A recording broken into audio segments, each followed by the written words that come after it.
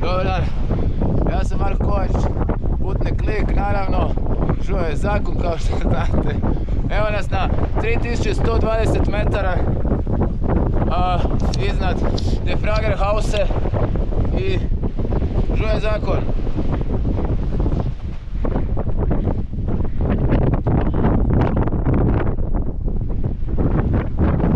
Temperatura je oko minus 15 stupnjeva, a kad ovako puše, onda je real feel minus 30.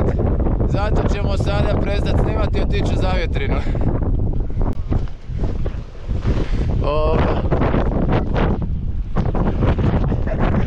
Jebate vrag, a? Priko ovog skoka počeli lenjak. A ćemo po nas lenjak. Čekat ćemo se nazad. I to je znak Aptum goma.